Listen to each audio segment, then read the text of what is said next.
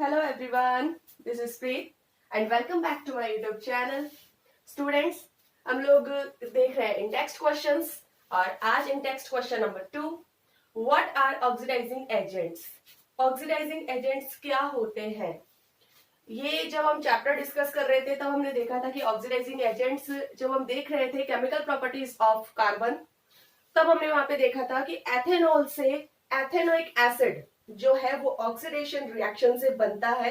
Oxidation reaction मतलब कि ethanol के अंदर जो है कुछ ऑक्सीजन का ऐड होता है तो बनता है एथेनोइक एसिड। अब वो जो एथेनॉल के अंदर जो ऑक्सीजन का एडिशन हुआ है वो कहां से हुआ है?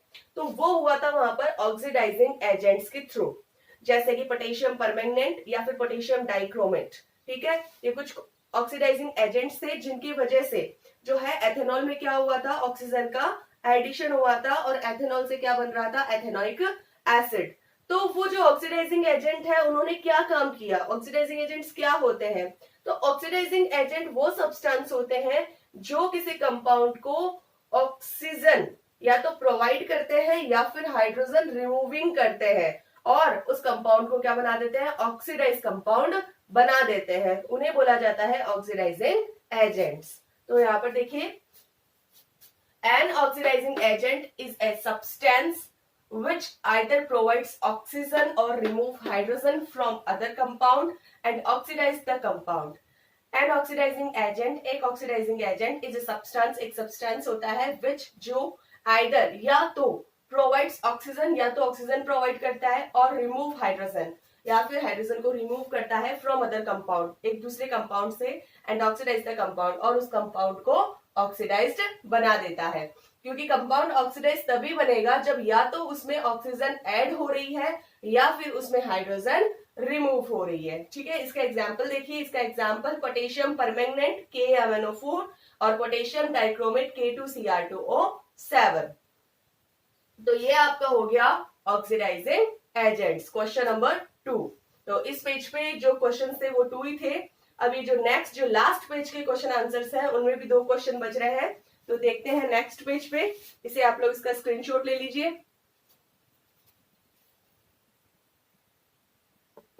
नेक्स्ट पेज पे question number 1, would you be able to check if water is hard by using a detergent?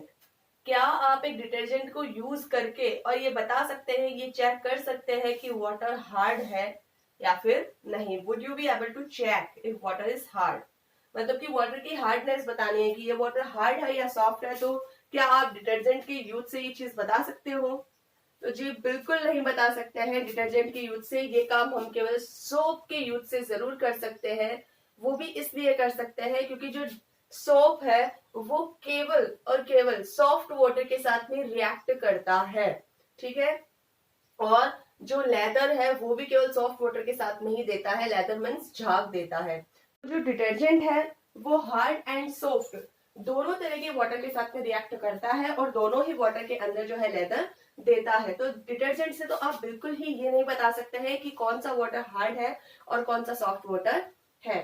ठीक है, और ऐसा इसलिए भी होता है क्योंकि ये जो हार्ड वाटर होता है उसके अंदर हमने देखा था कि मैग्नीशियम और कैल्शियम के जो पार्टिकल्स होते हैं, तो जो सोप होती है वो इनके साथ में सॉल्युबल नहीं होती है। जब सोप को इनके साथ में रिएक्शन करवाई जाती है तो एक स्कम बन जाता है, यानी कि स्कम ऐसा सब्सटेंस है जो वाटर के अंदर सॉल्युबल नहीं होता है। दैट्स वाई जो आपका सोप है वो हार्ड वाटर के साथ में रिएक्ट नहीं कर पाता। तो अगर आप सोप को अगर हार्ड वाटर के अंदर डालेंगे तो वो रिएक्शन नहीं होगी, वो लेदर नहीं देगा, तो आप समझ पाएंगे कि ये वाटर हार्ड है। बट अगर आप डिटर्जेंट को यूज करेंगे तो डिटर्जेंट तो मतलब ऐसा सब्सटेंस है जो सबके साथ में ही रिएक्ट करता है, हार्ड वाटर के साथ में और सॉफ्ट वाटर के साथ में। तो इसका जो आंसर होगा वो नो में होगा। तो आप इसका आंसर इस तरीके से दे सकते हैं, detergent gives leather with hard and soft water both, so it is not possible to check that water is hard by using a detergent। यानी कि ये पॉसिबल ही नहीं है कि आप डिटर्जेंट की हेल्प से ये चेक कर सके कि पानी हार्ड है। ठीक है, ये हो गया इस पेज का फर्स्ट क्वेश्चन। अब इस पेज का भी लास्ट क्वेश्चन और इस चैप्टर का भी लास्ट इन टेक्स्ट क्वेश्चन है, क्वेश्चन नंबर 2, जिसे हम देखते हैं नेक्स्ट पेज पे। Next question number 2, people use a variety of methods to wash clothes. लोग जो होते हैं वो कपड़े धोने के लिए बहुत सारे मेथड जो है यूज करते हैं। ऑब्वियसली बात है, बहुत सारे मेथड यूज करते हैं। और गर्ल्स को तो लगभग मोस्टली सबको पता है कि कपड़े किस किस तरीके से धोए जाते हैं, कूट के, पीट के, रगड़ के, है ना।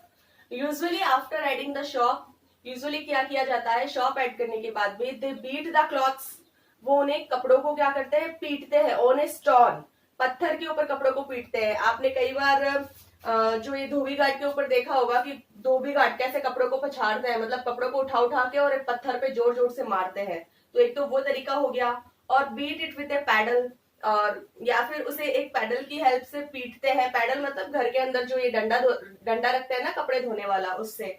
स्क्रब विद ए ब्रश, और कोई क्या करते हैं, ब्रश से स्क्रब करते हैं, रगड़ते हैं। और the mixture is agitated in washing machine, और कई लोग क्या करते हैं, इसे एजिटेट करते हैं वॉशिंग मशीन के अंदर। Why is agitation is necessary to get clean clothes?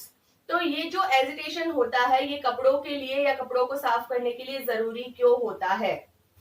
तो इसका रीजन क्या होता है बच्चों, देखिए हमने देखा था कि किस तरीके से जो है वो क्लींजिंग मैकेनिज्म हमने देखी थी, कपड़े धोने की जो प्रक्रिया है उसको हमने देखा था कि जब हम कपड़ों की डर्ट पे, यानी कि जहाँ पे ऑयल लगा होता है वहां पे जब हम साबुन यूज करते हैं, सॉप हम यूज करते हैं, देन क्या होता है कि सॉप के दो एंड्स होते हैं। हमने पढ़ा था जब हम सॉप की स्ट्रक्चर देख रहे थे, दो एंड्स होते हैं, एक होता है हाइड्रोफोबिक, एक होता है हाइड्रोफिलिक। हाइड्रोफोबिक जो होता है वो वाटर से हेट करता है, और हाइड्रोफिलिक जो होता है वो वाटर से लव करता है।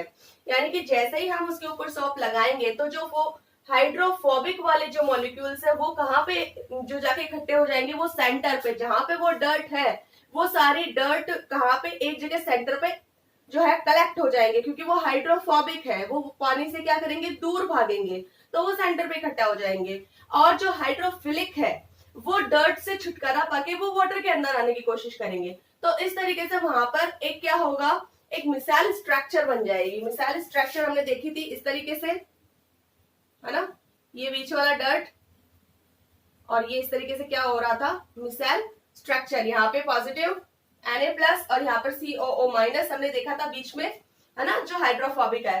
तो क्या होता है कि जब, अब इसका जो मेन आंसर है वो ये है कि जब हम एजिटेशन की प्रोसेस यहाँ पर जब अपनाते हैं तो क्या होता है, जैसे ही वो एजिटेटेड होती है, वो मिक्सचर एजिटेटेड यानी घूमता है वॉशिंग मशीन में, देन ये जो बीच वाला जो पोर्शन होता है आपका, वो क्या होता है, हाइड्रोफोबिक वाला, है ना, उसका क्या होता है, वो अपनी जगह से हटने लग जाते हैं वहां से। जैसे ही यहाँ पर आप लोग उसे पीटेंगे या फिर एजिटेट करेंगे तो यहाँ से जो डर्ट है वो क्या होगी, यहाँ से उसके पार्टिकल्स हटेंगे और किस तरफ भागेंगे, वाटर की तरफ भागेंगे। वाटर की तरफ भागेंगे तो क्या होगा, वहां से जो डर्ट हटेगी, वाटर की तरफ भागेगी तो क्या होगी, कपड़ा क्लीन होता जाएगा। तो ये जो एजिटेटेड वाली जो प्रोसेस है वो इसलिए जरूरी होती है क्योंकि जैसे ही एजिटेटेड होता है यहाँ पर जो आपका डर्ट जमा होता है उसके पार्टिकल्स बिखर जाते हैं, और बिखर के किस तरफ भागते हैं, वाटर की तरफ भागते हैं, और यहाँ से आपका जो डर्ट का एरिया है वो क्लीन हो जाता है। ठीक है, तो हम इसका आंसर लिख लेते हैं। इसका आंसर देखिए, it is necessary to agitate to get clean clothes. Agitate करना कपड़े को साफ करने के लिए बहुत जरूरी है, because the soap micelles which entrap. इसका रीजन है कि जो सोप मिसेल्स होता है, सोप मिसेल की जो हमने स्ट्रक्चर देखी थी ना कि वो किस तरीके से बनता है, हाइड्रोफोबिक और हाइड्रोफोबिक एंड हाइड्रोफिलिक वाली, विच इंट्रैप द डर्ट पार्टिकल्स, जो कि डर्ट पार्टिकल्स पे लगी होती है on the surface of the clothes. और वो डर्ट पार्टिकल्स जिनके ऊपर मिसेल्स मतलब उसकी स्ट्रक्चर बनी होती है, जो कि कपड़ों के सरफेस पे होते हैं, have to be removed from its surface. उन्हें इस प्रोसेस से अपने जो कपड़े के सरफेस पे लगे होते हैं उन्हें वहां से रिमूव होना ही पड़ता है। और देखिए किस तरीके से होते हैं, When the clothes are being beaten, जब भी कपड़ों को पीटना शुरू किया जाता है और एजिटेटेड या फिर एजिटेट किया जाता है, the particles are removed from the clothes surface। तो जो पार्टिकल्स होते हैं, जो डर्ट के पार्टिकल्स होते हैं, वो कपड़ों की सरफेस से हटने लगते हैं and go into the water, और वो सरफेस से हटकर और कहाँ चले जाते हैं, पानी में चले जाते हैं, thus cleaning the clothes। और इस तरीके से जो है कपड़े की सफाई हो जाती है, क्योंकि जो डर्ट होता है वो कहाँ होता है, मिसाइल स्ट्रक्चर में एकदम सेंटर पे होता है ना। ठीक है, और जो पॉजिटिव वो वाटर मॉलिक्यूल्स के अंदर होते हैं, तो जैसे ही उन्हें वहां पे बीट किया जाता है या फिर जैसे ही उन्हें स्टोन के ऊपर पटका जाता है, तो वो जितने भी डर्ट के पार्टिकल्स होते हैं वो वहां सरफेस से रिमूव होकर और कहाँ चले जाते हैं, वाटर के अंदर चले जाते हैं और वहां से गंदगी हट जाती है और जो आपके कपड़े हैं वो क्लीन हो जाते हैं। तो ये था सेकंड क्वेश्चन। और यहाँ पर जो अपने इस चैप्टर की जो इंटेक्स्ट क्वेश्चन है वो यहाँ पर कंप्लीट हो रहे हैं, मतलब इस चैप्टर के totally in-text question is complete. और नेक्स्ट जो हम लोग देखेंगे वो देखेंगे हम इस चैप्टर की जो एक्सरसाइज क्वेश्चन है उनको। ठीक है बच्चों, आज के लिए बस इतना ही। और अगर आप लोगों को मेरा वीडियो अच्छा लगा हो तो इसे ज्यादा से ज्यादा लाइक करें, शेयर करें, सब्सक्राइब करें और बेल आइकन प्रेस करना ना भूलें। Thank you.